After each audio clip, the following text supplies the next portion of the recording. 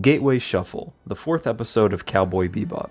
This is the first, but certainly not the last episode to introduce a truly unorthodox villain, in this case, clandestine eco-terrorists.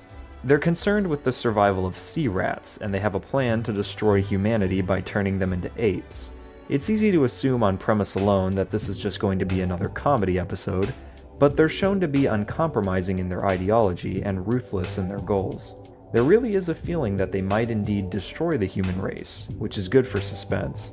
The presence of the Bebop crew foiling them serves as good comedic juxtaposition, especially since Spike is more interested in the money that he'll make rather than how many lives he'll save.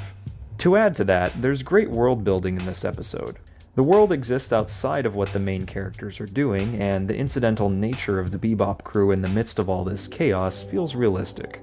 Ultimately, we'd like to see our heroes succeed and save the day, but really, they end up not doing anything of note or even fixing the issue in the long run.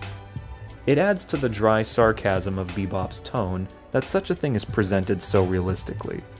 I'd like to make special note of the scene where Spike is trying to open the canister of the ape virus. He tries in more and more extreme ways until he's eventually pointing his gun at the damn thing, all while Maria Murdock watches in horror.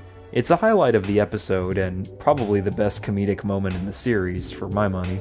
It's a good blend of suspense and comedy, and it shows how, one second, suspense can be used to create tension as far as the plot goes, and the other second it can be used to make us laugh. As an aside, there's a good allusion to Faye's backstory. She's shocked by the ghostly afterimage of the missiles, something Jet claims is grade school science. This hints at her true age. I love the final chase in the hyperspace gate. I like that the scene starts off simple, but gradually gets more and more complicated to the point where it seems impossible that our heroes are going to make it back in time.